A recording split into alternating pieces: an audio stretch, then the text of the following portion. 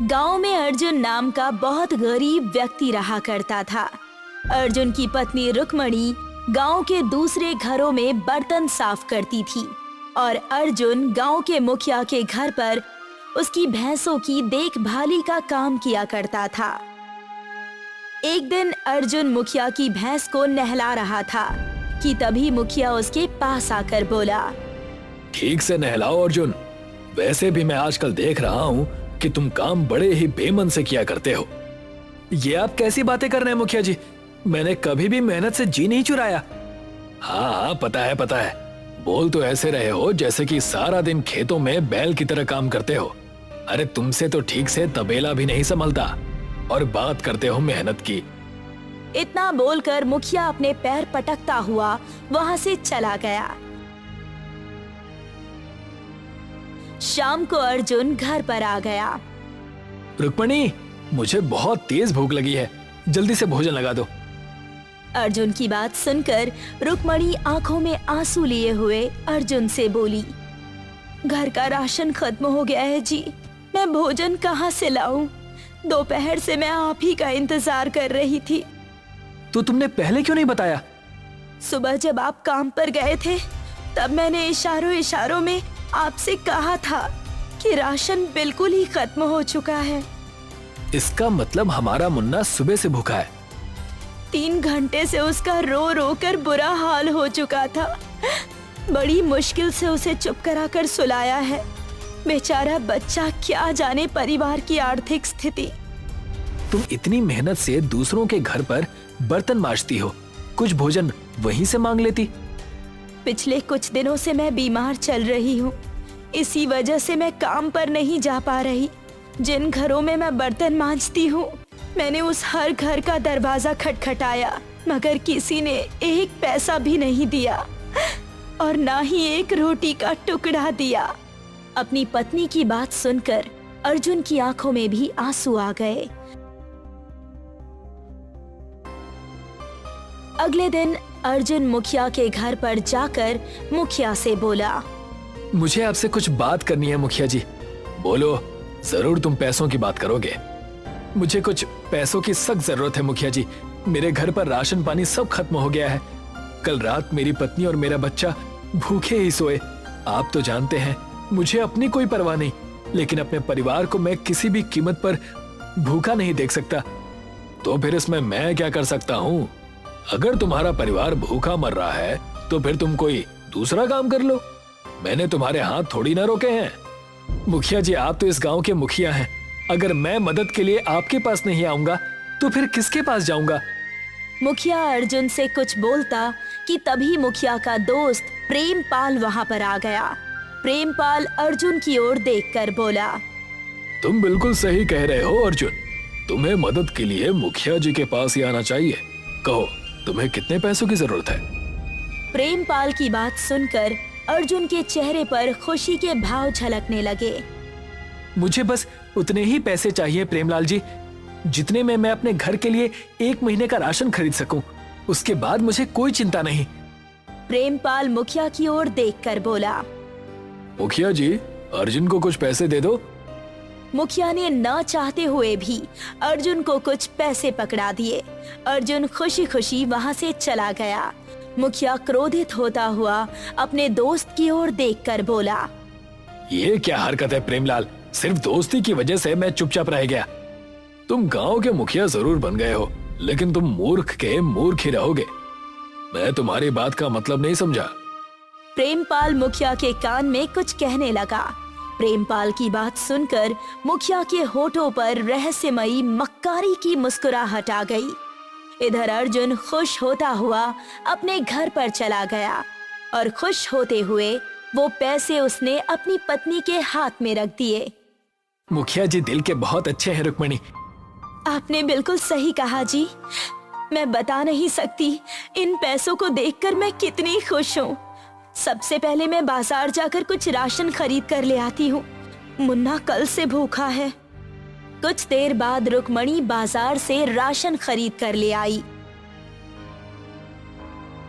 शाम को मुन्ना अर्जुन की ओर देखकर बोला, पापा, आपने मुझसे वादा किया था कि आप मेरे लिए कागज की ट्रेन बनाओगे। हाँ हाँ, क्यों नहीं। लेकिन तुम्हें पता है, कागज की ट्रेन बनाने के लिए बहुत सारे कागज की आवश्यकता होती है। अर्जुन की बात सुनकर मुन्ना ने कुछ न्यूज़पेपर्स अर्जुन के सामने रख दिए। अरे वाह मेरा मुन्ना, कागज अपने साथ लेकर आया है। ठीक है, मैं तुम्हारे लिए कागज की ट्रेन बनाऊंगा। तुम्हें पता है, कागज की ट्रेन बनाना मुझे किसने सिखाया था? किसने पापा? मेरे दादाजी ने। वो कागज की इतनी सुंदर ट्रेन बनाया करते थे कि अंग्रेज भी देखकर धोखा खा जाते थे। कहते थे कि तुम्हारी कागज की बनाई हुई ट्रेन तो असली ट्रेन से भी ज्यादा सुंदर दिखती है।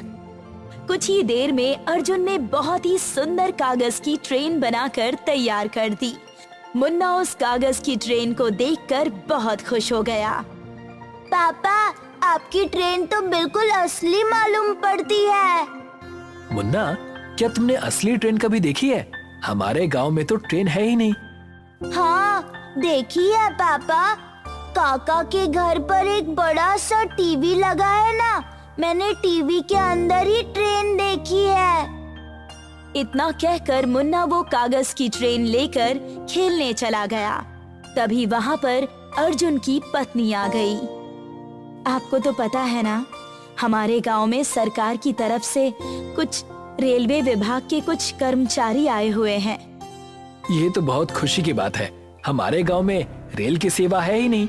अगर गांव में रेल की पटरियां बिछ जाएंगी तो गांव के रोजगार के साधन खुल जाएंगे। मैंने सुना है कि मुखिया जी ने उन सरकारी कर्मचारियों को डरा धमका कर भगा दिया। मुखिया जी तो बहुत ही अच्छे व्यक्ति हैं। उन्होंने ऐसा क्यों किया, मैं उनसे इस बारे में जरूर बात करूंगा। ऐसे ही कुछ दिन बीत गए। एक दिन मुखिया अचानक अपने दोस्त प्रेमपाल के साथ तबेले में आ पहुंचा। मुखिया जी, मेरी पत्नी बता रही थी कि कुछ दिन पहले सरकार की तरफ से कुछ रेलवे कर्मचारी आए थे। मैंने सुना है कि वो यहाँ पर रेल यातायात की सेवा शुरू करने की सोच रहे हैं। हाँ, तुमने सही सुना है अर्जुन, और मैंने उन सबको भगा दिया। पर आपने ऐसा क्यों किया मुखिया जी? अगर यहाँ पर रेल यातायात शुरू हो जाएगा तो हमारे गांव के रोजगार के साधन खुल जाएंगे। उससे सरकार का फायदा होगा, मेरा नहीं। इतना कहकर मुखिया प्रेमपाल के साथ वहाँ से चला गया। शाम को मुखिया अपने दोस्त प्रेमपाल को लेकर अर्जुन के घर पर आ धमका। मुखिया जी, आप? मुखिया के बोलने से पहले ही उसका दोस्त प्रेमपाल हंसता हुआ अर्जुन की ओर देखकर बोला।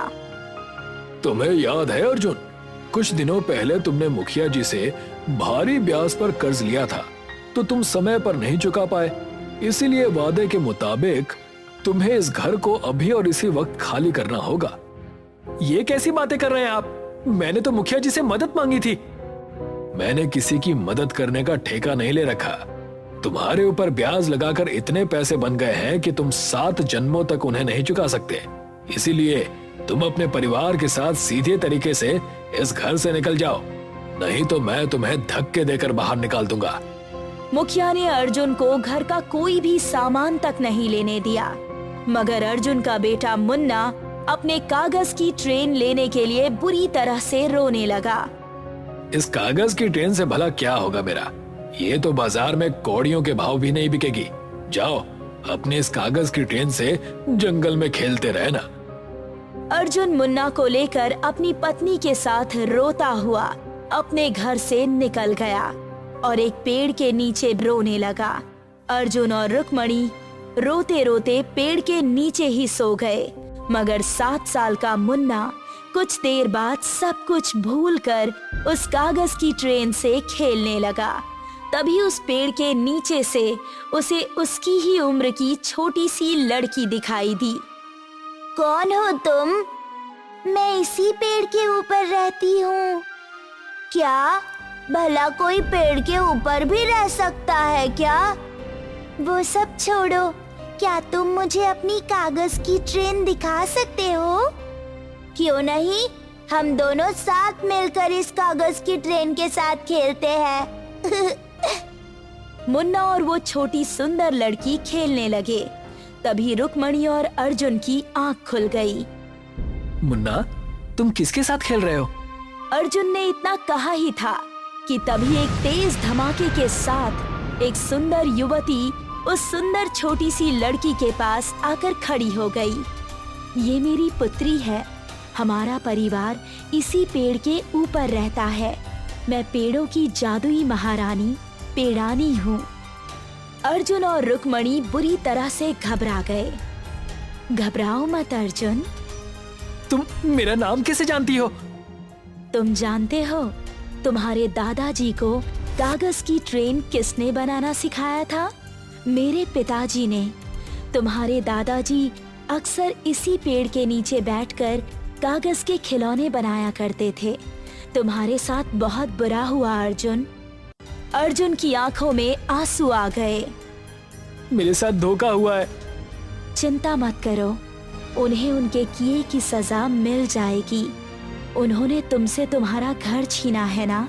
मैं तुम्हें तुम्हारे ही हाथ का बनाया हुआ घर दूंगी, जिसमें तुम रह भी सकोगे और इतना धन कमा लोगे कि उतना तो मुखिया की 7 पुश्तें भी नहीं कमा सकती। इतना बोलकर वो सुंदर स्त्री कागज की ट्रेन को बड़े ही गौर से देखने लगी। अचानक एक तेज धमाके और नीले धुएं के साथ वो कागज की ट्रेन एक बहुत ही बड़ी और सुंदर ट्रेन में परिवर्तित हो गई। वो सुंदर युवती उस छोटी बच्ची के साथ वहां से गायब हो गई। अर्जुन अपने परिवार के साथ उस ट्रेन में जैसे ही चढ़ा तो ट्रेन के अंदर का दृश्य देखकर उनकी आंखें फटी की फटी रह गई। ट्रेन के अंदर बहुत बड़ा घर बना हुआ था और उस घर में सुख सुविधा की हर वस्तु मौजूद थी। ट्रेन में यात्रियों के बैठने की भी सुविधा थी। ट्रेन के अंदर से एक आवाज आई। आपका बहुत बहुत धन्यवाद। कहाँ जाना है आपको? अजी, ईश्वर को हमारे आंसुओं पर तरस आ गया लगता है। सही कहा तुमने रुक्मणी। हम ईश्वर के दिए हुए फल से लोगों की मदद करेंगे। अर्जुन ने उस ट्रेन को गांव की ओर चलने का इशारा किया। कुछ ही देर में ट्रेन गांव की ओर चली गई। अर्जुन ट्रेन से बाहर निकलकर आवाजें लगाने लगा। कोई है जो शहर तक चलेगा? अब आपको बैलगाड़ियों से जाने की कोई आवश्यकता नहीं। आप जहाँ कहेंगे मेरी ट्रेन आपको आपके बताए हुए ठिकाने पर उतार देगी। कुछ ही देर में गांव में यात्रियों की भीड़ लग गई। अर्जुन ने हर यात्री से बहुत कम पैसे लिए। ट्रेन यात्री के बताए हुए ठिकाने पर ऑटोमेटिक तरह से रुक जाया करती थी। कुछ ही महीनों में गांव का नक्शा ही बदल गया। अर्जुन की तरक्की देखकर मुखिया और प्रेमपाल बुरी तरह से जल गए। मेरी समझ में नहीं आता कि ये चमत्कार हुआ कैसे। वो सब छोड़िए मुखिया जी, हम बर्बादी के कगार पर हैं। हमारी बैलगाड़ी में अब कोई कुत्ता भी बैठने के लिए तैयार नहीं है। ऊपर से गायों को चारा खिलाना पड़ता है, सो अलग। अगर ऐसा ही हाल रहा तो वो दिन दूर नहीं जब हम सड़क पर आ जाएंगे। ऐसा किसी भी हाल में मुमकिन नहीं होगा। तो क्या कर लेंगे आप? आपको पता है, मैंने सुना है कि अर्जुन की ट्रेन में हवेली जितना सुंदर घर भी मौजूद है। वो अपने ट्रेन में मौजूद उस सुंदर घर में राजा की तरह रहता है।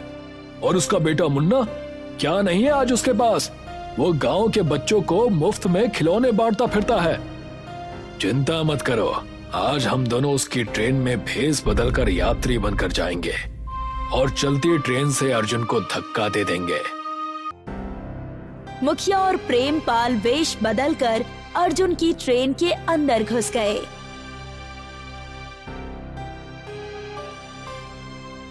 ट्रेन सारे यात्रियों को उतारने के बाद मुखिया और प्रेमपाल को एक रेगिस्तान में ले आई। मुखिया अर्जुन की ओर देखकर बोला, हमने यहाँ आने के लिए नहीं कहा था। मैं जानता हूँ तुम यहाँ पर किस नियत से आए थे मुखिया जी। मेरा घर बेईमानी से हड़पने के बाद भी तुम्हारी नियत नहीं भरी। तुम कहना क्या चाहते हो? तुम्हें क्या लगा कि तुम भेस बदलकर मेरी ट्रेन में घुसोगे और मुझे पता नहीं चलेगा? मेरी ट्रेन में ऑटोमेटिक सिस्टम है। जब भी कोई व्यक्ति बुरे इरादे से ट्रेन में घुसता है तो वो उसके मन की बातें मुझे बता देती है। तुम मुझे धक्का देने के लिए इस ट्रेन में घुसे थे ना? हमें माफ कर दो अर्जुन, मुझे भी माफ कर दो। मैं तुम्हारा घर लौटाने के लिए तैयार हूँ। वो तो मैं ले ही लूंगा, लेकिन तुम दोनों को सजा देने के बाद अब तुम सारी जिंदगी इस रेगिस्तान में फंसे रहना और बाहर निकलने के सपने देखते रहना। कुछ ही देर में ट्रेन गांव पहुंच गई। अर्जुन आज भी अपनी जादुई कागज की ट्रेन से लोगों की मदद किया करता है। विलासपुर नाम का एक अनोखा गांव था। घर सबके कच्चे थे, लेकिन मन सबका पक्का। हमेशा वहां चहल पहल रहती थी। अधिकतर गांव के व्यक्ति शहर कमाने चले जाते और महीने में एक आध बार अपने गांव विलासपुर आते। गांव की महिलाएं कुछ न कुछ छोटे काम करके घर के खर्चे चलाया करती थी। कहाँ जा रहे हो बेटा मोनू? घर चले जाओ, तूफान आ रहा है और बारिश आने की भी संभावना है। आज मेरे पिताजी शहर से मेरे लिए माटी का गुड्डा लेकर आने वाले हैं। मैं वो गुड्डा घुमर चाचा तुम्हें कभी नहीं दूंगा। लेकिन चलो, वो सीधा घर आ जाएंगे। तुम पहले अंदर चलो और पिताजी के ना आने तक तुम अपनी माँ के साथ ही रहना। उस समय मूसलाधार बारिश का संकट था। पूरे गांव के लोग अपने अपने घरों में जाकर बारिश आकर चले जाने का इंतजार कर रहे थे। माँ, पापा कब तक आएंगे? मैं कब से उनका इंतजार कर रहा हूँ। आ जाएंगे बेटा, बस तुम शांत हो जाओ और देखना, वो तुम्हारे लिए बहुत सारे गिफ्ट लेकर आएंगे। कुछ ही देर में बहुत जोरों से बारिश होनी शुरू हो जाती है। गांव पूरा डूबने वाला होता है। तब वही मोनू के पिताजी वहां आ जाते हैं। भाग्यवान, हमें यहाँ से जल्दी ही निकलना होगा, वरना हम यहीं फंस जाएंगे। क्योंकि मौसम विभाग से खबर आई है कि कई दिनों तक बारिश नहीं रुकने वाली। अगर हम यहाँ रहे तो हमारी दिक्कतें बहुत बढ़ जाएंगी। लेकिन हम जाएंगे कहाँ? हमारा घर बार, हमारा ठिकाना, सब कुछ तो यही है और हमारे पास तो अब राशन भी नहीं बचा। और इस घर के अलावा हमारे पास कोई दूसरा ठिकाना भी तो नहीं है। पिताजी, आप मेरे लिए गुड्डा लेकर आए या नहीं? बेटा, गुड्डा तो मैं तुम्हें बरसात के बाद दूंगा, लेकिन मैं तुम्हारे लिए ये बड़ी सी किताब लेकर आया हूँ जिसमें तुम अपनी शिकायत लिख सको। तब उन्हें घुम्मड़ चाचा आवाज देते हैं। अरे चंद्रकांत बेटा, पूरा गांव नदी के उस पार जा रहा है। जब तक बारिश खत्म नहीं होती तब तक हम वहीं रहने वाले हैं। अपना कीमती सामान लेकर हमारे साथ वहां चलो। लेकिन हमारा गुजारा वहाँ कैसे होगा? हम क्या करेंगे वहाँ पर? तुम बस अपने घर का कीमती सामान ले चलो। कुछ राशन हो तो वो भी ले लो और वहाँ पर हमारे साथ चलो। इसी में सबकी जानें बचेंगी। वरना अगर नदी और बारिश का पानी हमारे गांव में आ गया तो हमारे घर नहीं बचेंगे। चंद्रकांत अपने परिवार और कीमती सामान लेकर जा ही रहा था कि मोनू ने अपने साथ किताब भी ले ली। बेटा, तुम अपनी किताब मुझे दे दो, वरना तुम्हारी किताब पानी में भीग जाएगी। ठीक है माँ। सारे गांव वाले नदी के उस पार जाकर मिलते हैं और सारे ही जिसके पास जो हो सकता था वो लेकर नदी के पार चला गया। किसी ने बासी खाना लिया तो किसी ने अपने कपड़े और जेवरात। नदी के तट पर गांव वाले बारिश रुकने का इंतजार कर रहे थे। पूरे एक दिन उस तट पर बिताने के बाद ना राशन बचा, ना ठिकाना। पानी भी समय के साथ साथ बढ़ता जा रहा था। अगर ऐसे ही बारिश होते रही तो हम में से कोई नहीं बचेगा। हमें स्वयं इंद्रदेव से प्रार्थना करनी होगी, तब जाकर कुछ उपाय निकलेगा। आखिर इन सब में हमारी कोई गलती नहीं है। हे इंद्रदेव, कृपा करें। हमारे साथ बच्चे बूढ़े भी हैं। कृपा करें, उन बेचारों के प्राण संकट में हैं। उनकी प्रार्थना सुनकर एक बड़ा सा उजाला आता है और इंद्रदेव प्रकट होते हैं। इस वर्षा का कारण स्वयं पृथ्वी के लोग हैं। इसमें मैं तुम पर वर्षा रोककर कृपा तो नहीं कर सकता, लेकिन तुम्हें बचा जरूर सकता हूँ।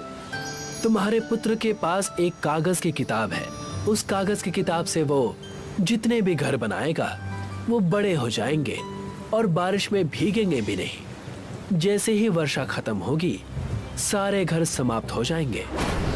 इतना कहकर इंद्रदेव वहां से चले गए और मोनू ने कई सारे कागज के घर बनाए। जैसे ही उन्हें जमीन पर रखा, वो देखते ही देखते बड़े से कागज के घर बन गए। सारे विलासपुर वासी कागज के घर में रहने लगे। बारिश अब भी जोरों से चल रही थी। माँ, मुझे बहुत जोर से भूख लगी है, कुछ खाने को दो ना। इतनी तेज बारिश में हमारे पास खाने को कुछ बचा नहीं है। हम क्या बनाकर खिलाएं जिससे बच्चों का पेट भर पाए। चंद्रकांत घुम्मड़ चाचा के कागज के कुटिया में जैसे तैसे चला जाता है। क्या हुआ चंद्रकांत बेटा, तुम इतनी बारिश में बाहर क्यों घूम रहे हो? क्या बताऊं काका, मेरा बच्चा और पत्नी दोनों भूख से कराह रहे हैं। अगर हमने खाने का इंतजाम नहीं किया तो संकट ना आ जाए। जैसे तैसे अब जाकर बारिश हमारे घरों में नहीं आ रही है, वरना हमारा असली घर भी पानी में डूब चुका है। मेरे गांव वाले घर में कुछ चावल और मसाला है, अगर वहां जैसे तैसे पहुंच जाएं, तो कुछ दिनों के खाने का इंतजाम हो जाएगा। मेरे घर पर भी मेरा शहर से लाया हुआ बैग है, अगर हम वहां चलकर अपने लिए कुछ व्यवस्था कर सकते हैं तो बहुत भला होगा। कड़कड़ाती बिजली और बारिश में अपनी जान की बाजी लगाकर दोनों अपने बाढ़ में डूबे गांव विलासपुर पहुंचते हैं। वहां जाकर उन्हें पता चलता है कि उनके गले तक पानी भर गया है। यहाँ तो पूरे गले तक पानी भरा हुआ है। कहीं हमारे घर का बचा खुचा राशन भीग गया होगा तो हम क्या करेंगे? हमारा यहाँ से लौट जाना ही ठीक है। नहीं, मैंने अपना राशन घर के ऊपर स्टील की टंकी में रखा हुआ है। अगर हम मेरे घर से वो टंकी ले चलें, तो हमारा काम बन जाएगा। रुकिए, मैं जाकर ले आता हूँ, आप यहीं ठहरिए। चंद्रकांत घुम्मड़ चाचा के घर जाकर, जो घर पानी से आधा भरा हुआ था, वहां से राशन की टंकी ले लेता है। घुम्मड़ चाचा और चंद्रकांत सारा राशन लेकर कागज के गांव पहुंचते हैं। उनके हाथ में राशन देखकर पूरे गांव वाले बेहद खुश हो जाते हैं। इस चावल से हम खिचड़ी बनाकर खा सकते हैं। इससे हम कुछ दिन और यहाँ अच्छे से बिता लेंगे और सबका पेट भी भर जाएगा। पूरे 2 दिन बीतने के बाद बारिश हल्की कम हो जाती है। लगता है बारिश बंद होने वाली है। अगर ऐसा होगा तो हमारा विलासपुर गांव, वहां जाकर हम रहने लगेंगे। कुछ ही समय में बारिश बंद हो जाती है। सारे बेहद खुश हो जाते हैं।